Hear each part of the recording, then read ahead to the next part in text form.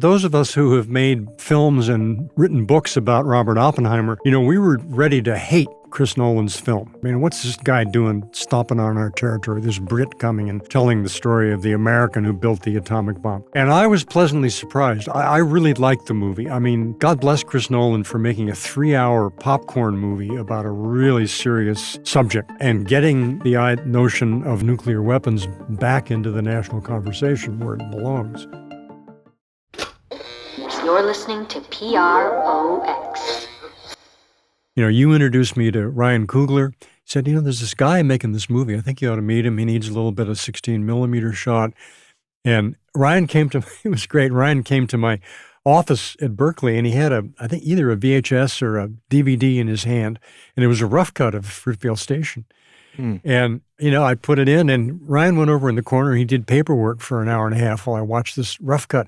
And I was fucking floored because it was not at all what I expected from the story of Oscar Grant. I expected the story of a victim, and it was the story of a family.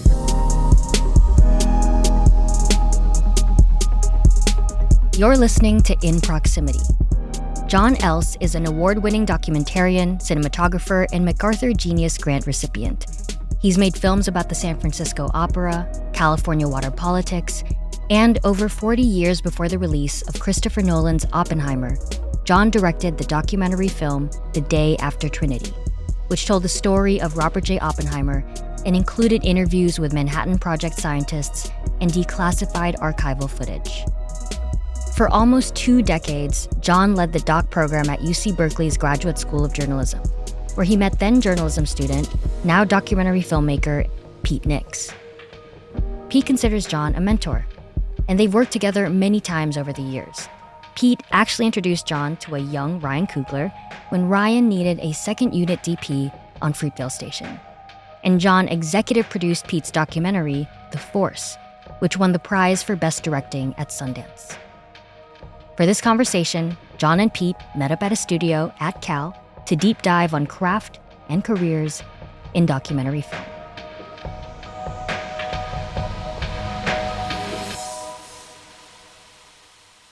Welcome, Jon Else. It's great to be here, Pete Nix. How are you doing? When I'm at the journalism school with you, I'm always doing well. I love it. We're going to have an amazing conversation, but first we're going to start with the Get Real segment of our Let's Get Real podcast. Okay. Ooh, I think I might know how you might answer this, Jon. What was the oddest job you ever had to do? Oh, let me count the ways. I did a lot of very, very weird stuff to earn a living early on. Probably one of the weirdest jobs was the very first paying job I ever got. I know where you're going with this. Well, you may or you may not. I get paid to film people snoring. I didn't think you were going to say that. Yeah, I did. Yeah. They had a research lab at Stanford University where they studied sleep disorders. And there were 2 things that I filmed. And one was narcoleptic dogs who would compulsively fall asleep when they got excited. They would just collapse and fall asleep. And the other was that I would go into the lab, like at 9 o'clock at night, set up my camera with super fast 16 millimeter film, and I would film people snoring for studies of sleep apnea. So that was I had just finished film school and I was going to be like the new Fred Wiseman, the new Jean-Luc Godard. I was going to be, what Ryan Coogler turned out to be and you turned out to be, but instead there I was filming people snoring. Oh my God, narcoleptic dogs. Jon, I did not know this story. Yeah. I thought you were going to go with editing the porn. Oh, no. Oh, no, I processed porn. When I was in film school, I was working at a film lab. And in those days, what we now think of as porn was illegal. So it was what we called girly pictures. And it was a laboratory that during the day processed like educational films, upright, righteous stuff for like NASA and the government. And as soon as the sun went down, they brought out all these giant film cans that were full of this softcore porn. We're on a roll. Yep. How about you? Oh, man. I mean, I've had so many different jobs. I'm trying to think of the oddest job. Might be cleaning the quarters of the generals of the West Virginia National Guard at the Morgantown Federal Correctional Institute, where I was incarcerated for a year in 1990. That sounds like something out of a Kurt Vonnegut novel, I mean, who gets to clean the general's floor when they're locked up? On to the next question. Okay. Okay. What is your go-to question to make a subject feel comfortable enough to open up? Have you ever killed anyone? You would be surprised at the answer to that. I need more information. I need at least one anecdote. You know, when in the course of doing The Force, which you and I worked on together about the Oakland police, you probably encountered more people who have killed another human being than I have. But I've done a lot of films about opera. In a lot of operas, a lot of people get killed. So that's sort of always sort of an opening question. Oh, it's interesting. Could be almost a metaphor of sorts. Yeah. How about you? What's your go-to question? Man, I don't know if I have one at the top of my head, because I think for each person who I'm interacting with, I try to sort of vibe off of them. And I tend to try to interact with a lot of people before rolling the camera. Like with The Waiting Room, I spent a ton of time just like actually sharing my story. And whenever I share my story, it opens other people up. Yep. I wouldn't say I have one question. Yeah, that's really wise, because your story, tells people that you have nothing to hide. Tells people that you yourself, who are asking them to be open and honest, are yourself open and honest. All right, moving on. What's the most important lesson you learned from another filmmaker? Oh, wow. Hats off to whoever came up with these questions. Well, I've learned a lot from you about handheld shooting and about patience. The world will take care of itself out there in front of the camera. You don't Danny have and the to, Scat Man. Yeah, as in Danny and the Scat Man. Danny and the Scat Man was Pete's thesis film here at the journalism school, and it has a now famous shot in it. It's a film about a young man who stutters. And you had the presence of mind to understand that stuttering is a real-time phenomenon. And if someone's locking up and having a stuttering moment, you have to keep rolling. And there's a scene in that film in which the young man is in conversation with a teacher in the hallway, and Danny tries to answer the question and can't get the answer out. And he's sitting there trying to get a word out. And the teacher actually walks away, goes back into the classroom to deal with the other kids who are being rowdy. And you keep the camera rolling on Danny, and about 25, 30 seconds later, the teacher comes back out and Danny gets the words out. On a wide shot.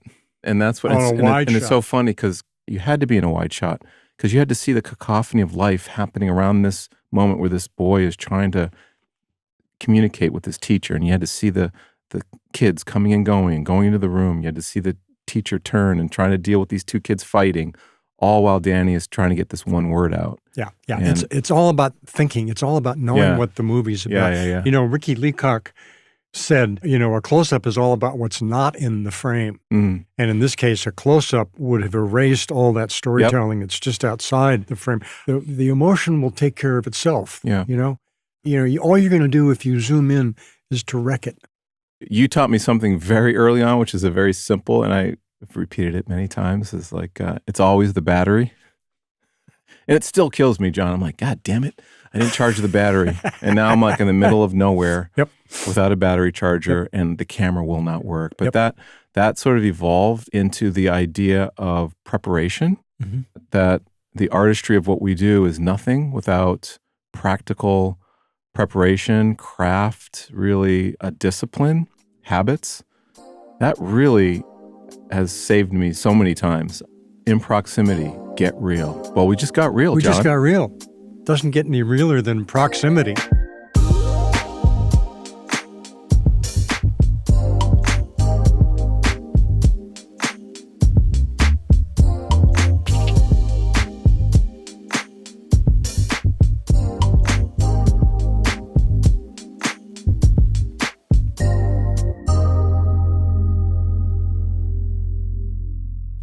Walking in here today, you and I shook hands and gave a little hug in the hall on the very spot where we met, 25 years ago? Something like that, in the graduate school of journalism at 24, Berkeley. I think. 24. Let's just, Yeah. every year counts. I don't want to push your age any more than I have to. But I met you before I met you, because I was on the admissions committee at the Graduate School of Journalism. I was running the documentary program. And the admissions committee was always like the prime committee to get on because you got to read all these applications. And, we were getting mostly things like, these kids who had degrees in semiotics from Brown, but they'd never done anything. They never had any real life experience. They didn't know what it was to be in a real mess. And this application came through from this guy from Howard. And, he looked like an interesting guy. He worked on the student newspaper there. And I looked at his transcript, and the transcript told an incredible narrative because the first couple of years or year and a half at Howard, there's a whole lot of A's. In fact, I think the first year was almost all A's. And then the grades started to go down. There were B's and C's and D's, and I think there were maybe an F or two. It was more than a couple. Okay. And so you thought, wow, something's going on here. And then there was a gap. It was a 2-year gap, at least 2 years, I think, in the transcript from Howard. And then the transcript lit up again. And, it ended up with straight A's again. And it was like a 3-act structure, right? Whoever this guy was, in terrible jeopardy at the end of the first act, goes off into the wilderness. We didn't know where, although I think you had mentioned incarceration briefly. And then came back and, it was the hero's quest. Here was the guy who was a fully formed, wonderful human being. Yeah, it was actually 5 years. 5 years, okay. Because I think I dropped out. Well, I was arrested summer of '89. But I dropped out, before. Yeah. Got arrested, and then I went back to finish my degree in '95. And so there was a pretty big gap there where I didn't even know if I was going to be able to get back into school. Well, what you don't know is that there was a big debate among the faculty at the journalism school. And the assistant dean in one of these meetings said, "We are about to admit a felon." As though that was... Oh, man. Was that the first? Or was I the first? That was the first. You were the first felon. Wow. We had a guy with a very, very similar life story the following year who applied, and we did not admit him. So, I just remember looking at this transcript and thinking, man, there has got to be a story here. And sure enough, you made a film a few years later that is that story about exactly those set of years, when you got caught up in the war on drugs and were incarcerated and the effects on your family. Well, and what preceded that, of course, was my final year at Howard. I thought I was going to be a writer, like a creative, like maybe a novelist or maybe a screenwriter. I wasn't totally sure, but I was doing a lot of fiction writing, and I had to take a minor, and I minored in journalism. And we had this professor, Bob Asher, who was a reporter at the Washington Post, and I had to do a project for one of my classes, and I decided to do this little documentary about this tiny hole-in-the-wall news service called the Hispanic Link. So I went out and I rented an SVHS camera, some like hot tungsten lights. Yep. And then I found this thing called Media 100, which was one of the first nonlinear editing systems. And I made this documentary. I lost the film, John. I submitted this to the J School. We have to find it. It's like, and I didn't, it's Pete Nick's lost masterpiece. Seriously, we got to find that. If anybody's listening at the J School and there's like a closet or an attic of all of those VHS tapes that were submitted, if it's there, can we please find it? Yeah.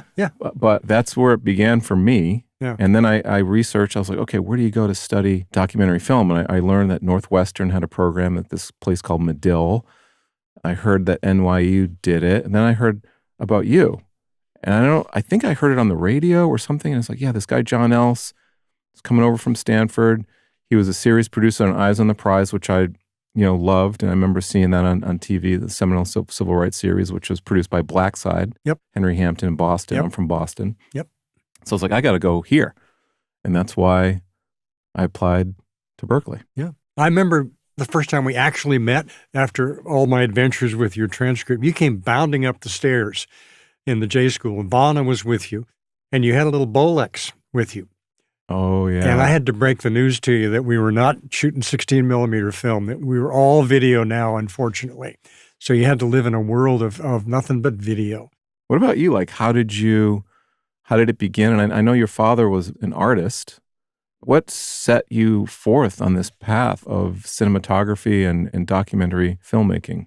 Well, when I was coming up, going to a public high school and going to college, documentary filmmaking was not a job choice. You took those aptitude tests, you want to be a chemical engineer, you want to be a musician, you want to be a bus driver, you want to be a nurse. There was nothing about film there. So I think I was probably way out of college by the time I realized there was such a thing as a documentary filmmaker. I was working for the Student Nonviolent Coordinating Committee down in the national headquarters in Atlanta, Georgia. And one day there was this super nice, friendly guy who came through who was making a movie about the civil rights movement. This guy named Haskell Wexler, who ended up, I found out, was one of the great, maybe the greatest cinematographer in the history of American filmmaking. And Haskell, we went out to lunch and he had all this equipment with him and we started talking about what he was up to and what was he filming. And I suddenly thought, whoa, wait a minute, there is this thing called filmmaking, documentary filmmaking. And I had been exposed as a kid. How old were you at that point? Oh, I was probably, I think I turned 21 when I was working there. Man. Yeah. Nobody was making historical documentaries at all until the late 1950s, early 60s. I remember seeing a film about the Spanish Civil War called To Die in Madrid. And then there was Alain René's Night and Fog. Those were just profoundly inspiring. And I think it was around that time that I decided, I'm working at this film lab in Palo Alto. Stanford's right down the road. Maybe I'll apply to Stanford, not because I was terribly ambitious, but because it was right down the road. I applied. They gave me some good scholarship. And I went there and not knowing whether I wanted to get into feature filmmaking or documentary. So my first film was filming those people snoring. That was my introduction.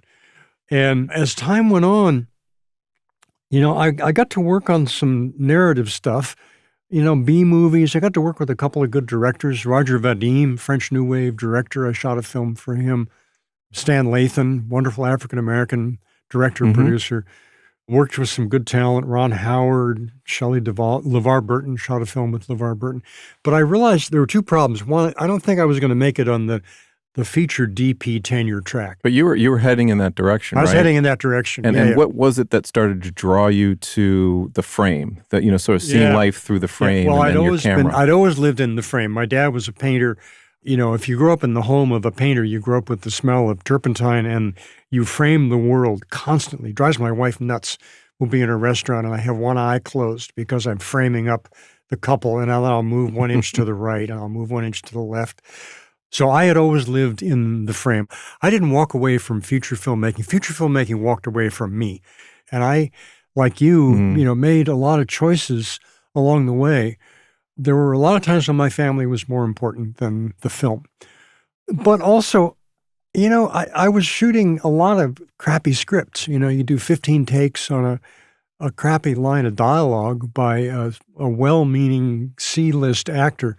And the real world was just so much more interesting. And with you don't get 15 takes in documentary, the fastball is coming and you got to swing at it. Life is unfolding in front of you. And, you can't ask the ship to go back and turn around and come by the harbor another time. You can't ask the kids on the street to, go back to the beginning of their basketball game for you. You got to get it when it comes. And I just love there's a sense of being alive about that. There's a sense of alertness about that. And then once in a while, there's something unfolding in front of you. And if you're shooting with earphones, as I do now, you're not only seeing the frame, but you're also hearing the movie. And it's like a fever dream. You go down in this rabbit hole and you're inside the movie. It's only happened a few times with me, but it's just, I've never done magic mushrooms, but it must be like what magic mushrooms are like. I can't make up imaginary worlds that are better than the world in front of me.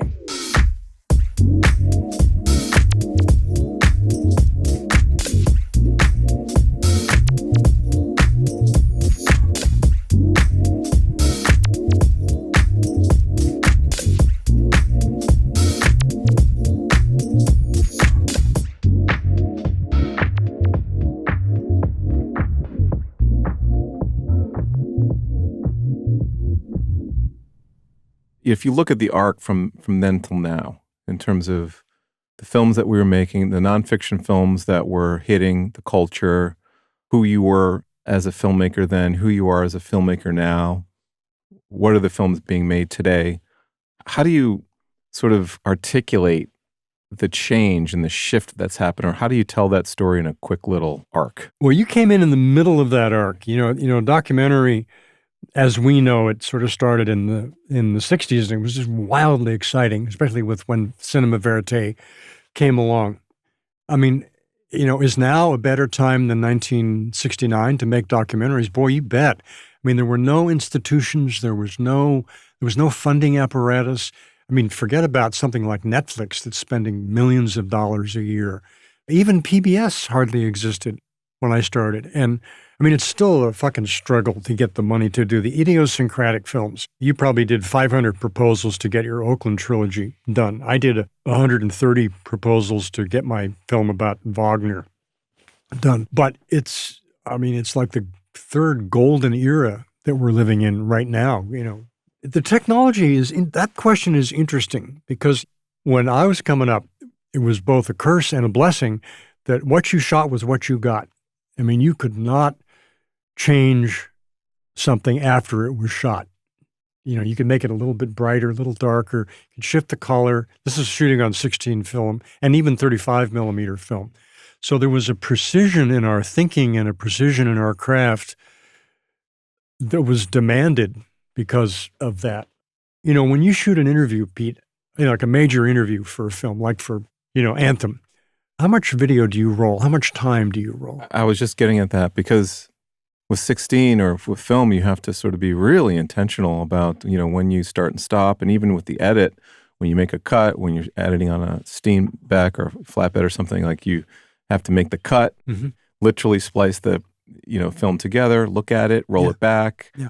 Okay, you didn't like that, try again. But, you were going to be very, it's like Walter Murch in the blink of an eye, like that sort of process. And now you can just record 1 million hours. You can basically hit the camera and record the whole day. Yeah. And then bring that back into post. Somebody's got to look at that. Yep, somebody's got to look at that. And I do. That's always in the back of my mind, like, wow, what if you had less footage? Would that change your process? I think the last 16 millimeter I shot ever was on Fruitvale Station for Ryan. You introduced me to Ryan Coogler. He said, there's this guy making this movie. I think you ought to meet him. He needs a little bit of 16 millimeter shot. And Ryan came to, it was great. Ryan came to my office at Berkeley, and he had I think either a VHS or a DVD in his hand. And it was a rough cut of Fruitvale Station. And, I put it in, and Ryan went over in the corner. He did paperwork for an hour and a half while I watched this rough cut. And I was fucking floored, because it was not at all what I expected from the story of Oscar Grant. I expected the story of a victim, and it was the story of a family. It was this profound story about a man's self-discovery, his family's self-discovery. So I went out for, 2 or 3 days into the second unit with Ryan, just Ryan and me and an assistant. And it was a couple of glorious, liberating days. We had this little tiny crew, we could just go have lunch whenever we wanted.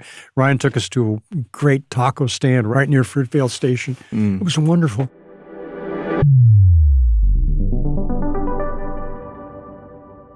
I mean, one of my favorite filmmakers is Lourdes Portillo and Errol Morris, both of whom are just mess with the form. Masters of messing with the form. And her films are full of recreations, and Errol's films are full of I love that shit. What I love also is you know what you're getting. It's entirely about transparency. I mean, I love animation in documentary films. I love weird sound design in documentary films. And as long as the audience knows what it's getting, that's, boy, the contract. Go for it. I mean, my sort of Constitution and Bill of Rights and Old Testament for all this is that when the lights come on, or when you close your laptop, what the audience believes to be true should be true. And that what the audience believes to be real should be real. I did a film about the Los Angeles water system. The city of Los Angeles taking water from Owens Valley. Cadillac Desert. The film was broadcast on PBS nationwide, had great ratings.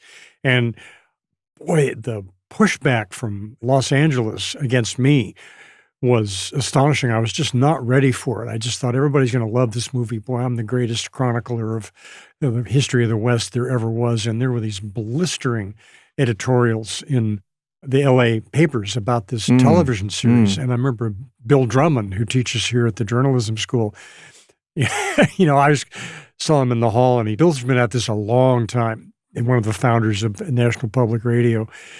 And he took me aside and he said, people are not always going to like what you do. You just got to be ready for that. You got to be ready that if you do your job right and you're doing anything investigative, somebody's going to get pissed off.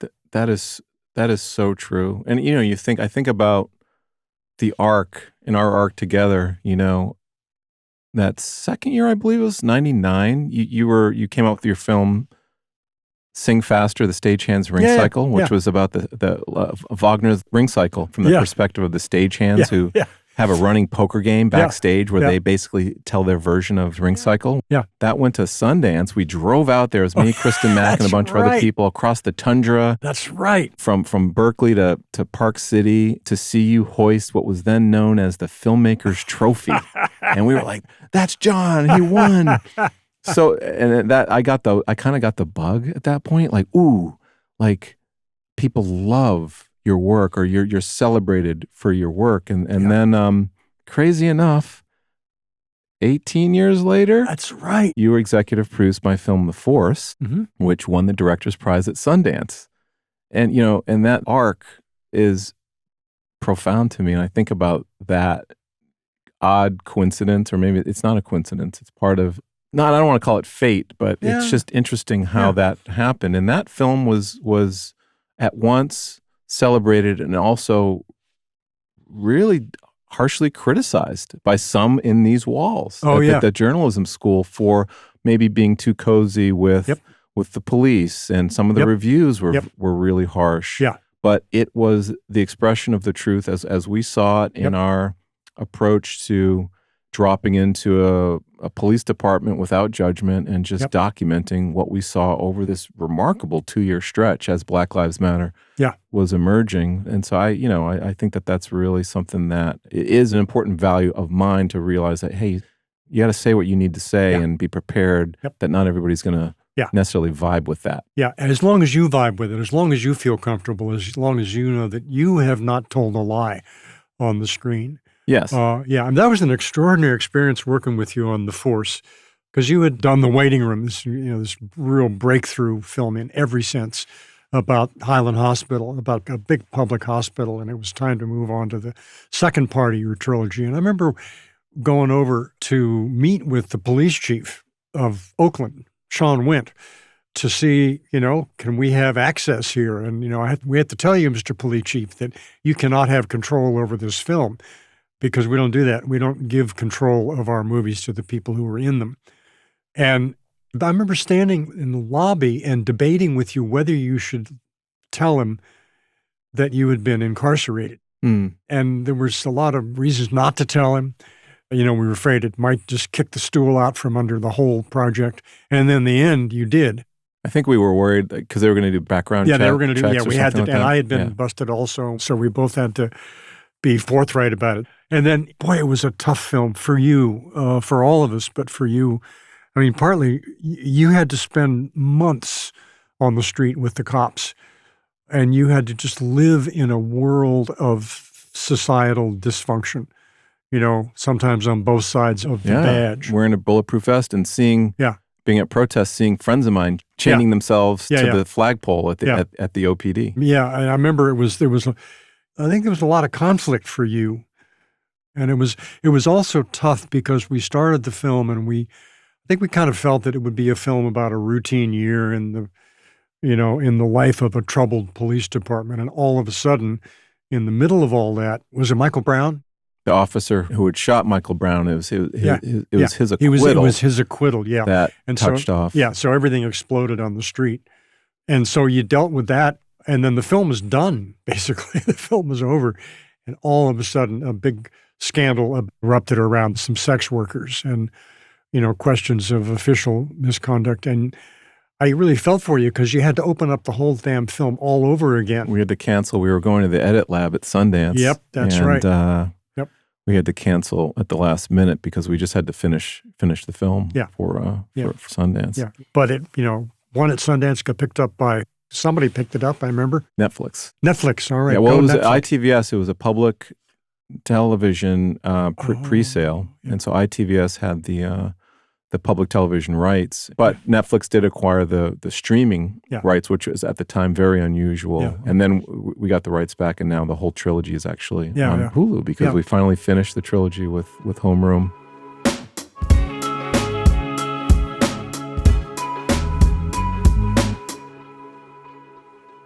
So what would be your advice then for, let's say, nonfiction filmmakers coming out today? Like, what would you leave them with?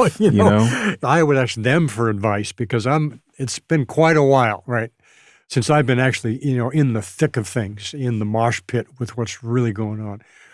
I think back to what I wish people had taught me in film school. And one thing is, if you're going to do cinema verite especially, there's an incredible athleticism and physicality about it.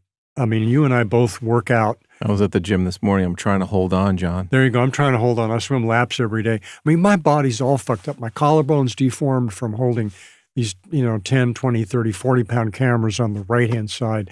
My right elbow's, I can't really move it, right? My back's a mess.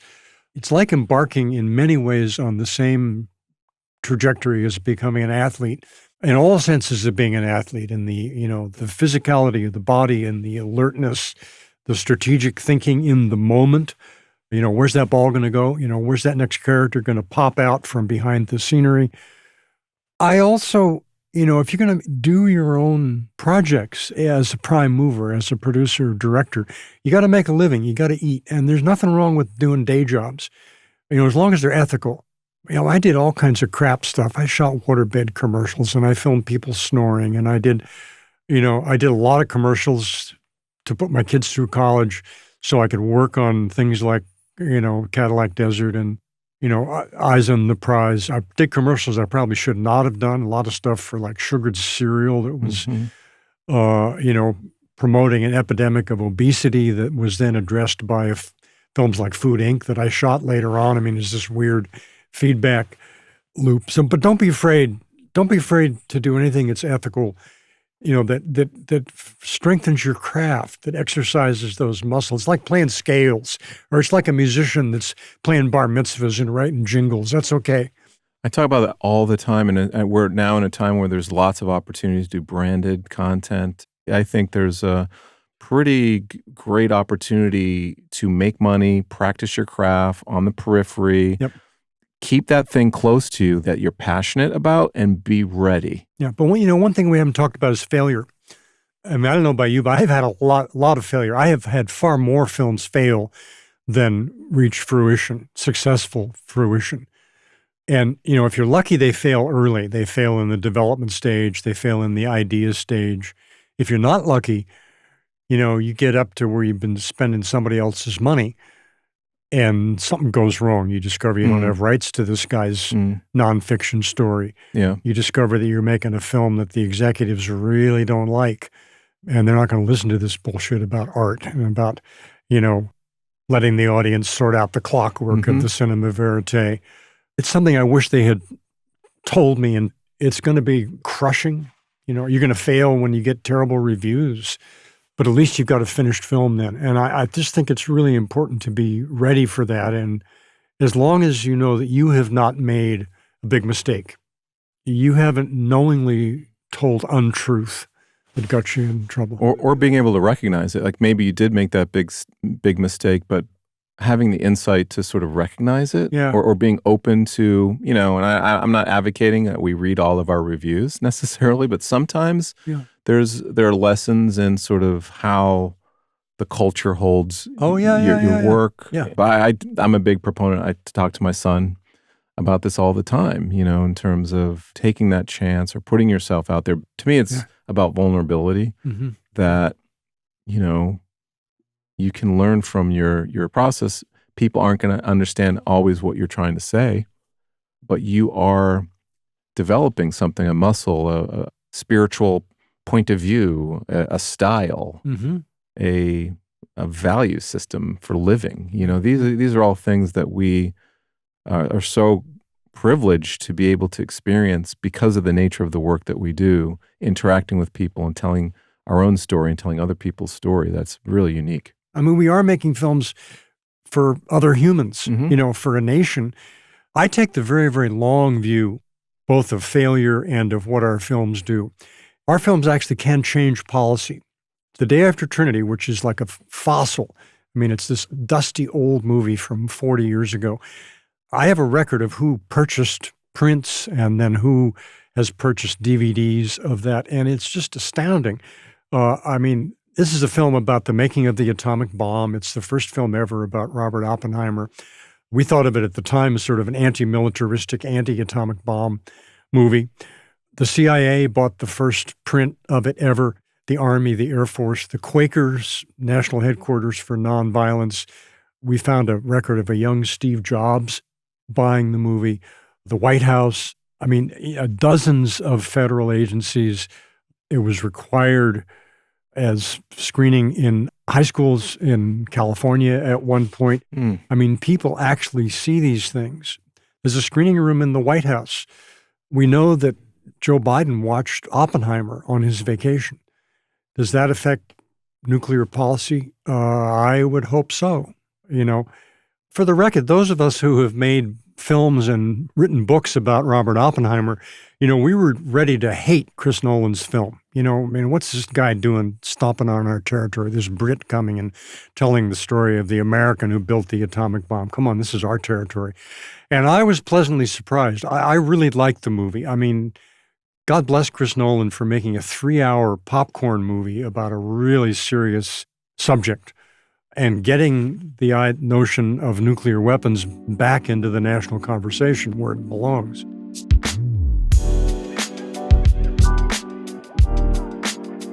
Prox Recs.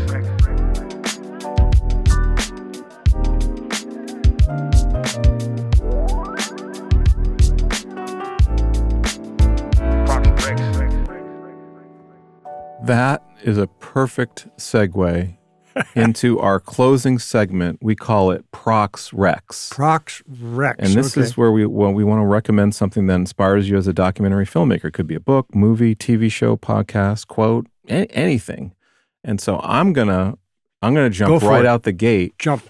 And I knew that my Prox Rec coming into today's conversation was going to be the movie The Day After Trinity. You go watch this movie, especially if you saw Oppenheimer. This is Jon Else's 1981 opus, nominated for an Academy Award. And I believe, apart from Eyes on the Prize, the first thing that I watched of yours. And it's a remarkable portrait of a complex human being with a massive issue underlying it, and I'd never seen anything like it before. So I'm recommending to you all to immediately go watch Day After Trinity. Jon, it's your turn. Well, let me just follow up on that for a minute. I think you hit on what is sort of a formula for success with us, and that is to find an endlessly riveting personality who is tangled up with an endlessly massive issue.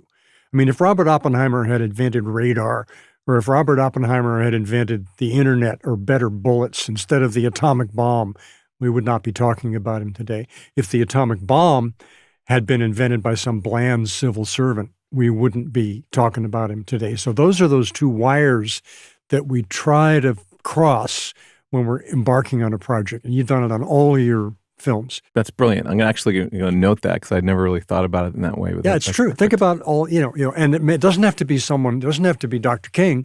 It can be CJ, the triage nurse in the waiting room.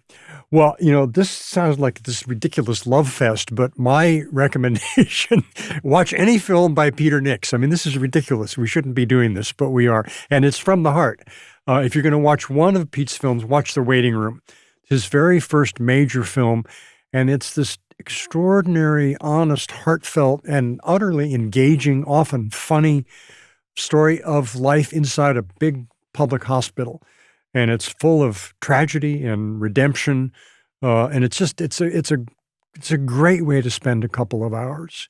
82 minutes. 82 minutes. It's very, feels like that's the thing. Feels Movies, like a blink. Movies are getting too long. I mean, They are. They're way too long. No shade. Yeah. 82. It's nice and, pithy, but full of so much. Yep. My last film is 73 minutes. It's exactly the right length. Yeah.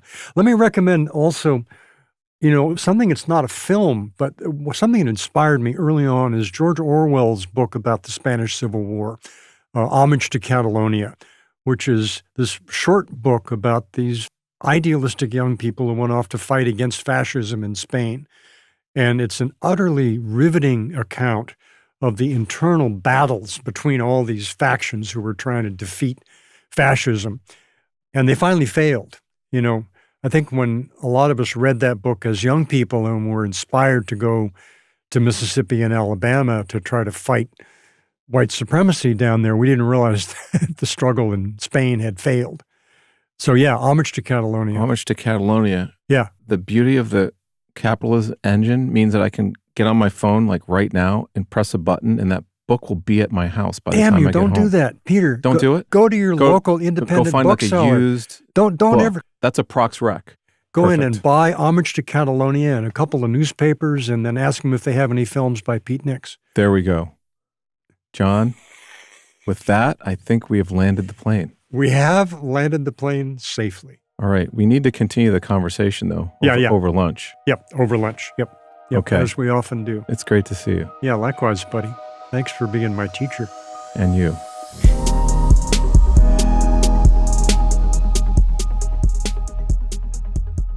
In Proximity is a production of Proximity Media. If you like the show, help us spread the word. Send a link to your friends and loved ones. Follow, rate, and review In Proximity on Apple Podcasts, Spotify, or your favorite podcast app. And follow us on social media. We're at Proximity Media on Instagram, TikTok, Twitter. To learn more about us and read episode transcripts, head to proximitymedia.com. In Proximity executive producers are Ryan Kugler, Zinzi Kugler, Sevo Hanyan, and Paula Mardo. That's me. Our theme song and additional music is composed by Ludwig Göransson. Caitlin Plummer is our producer. Celine Mendiola is our associate producer. Our editors are Cedric Wilson and Judy Bell Kamangyan. Ken Nana is our sound designer and mix engineer. Isabella Miller is our production assistant. Alexandria Santana is our social media coordinator. Special thanks to all the other folks who helped make this show possible, the whole Proximity Media team, and to you for listening to In Proximity.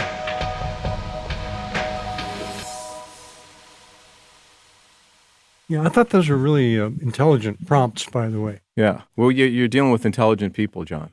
It's funny. I thought, I think I probably ought to listen to one of these proximity podcasts, and I dipped into almost all of them because they're so smart. Yeah, no, they're great and combos. So, yeah, they're just, it's just incredibly smart people. They're so full of good energy. Oh, we have producers. That's right.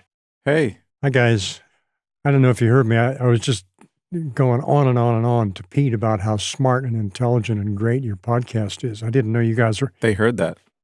I didn't know there was somebody listening. Yeah, we're going to use that in the promos.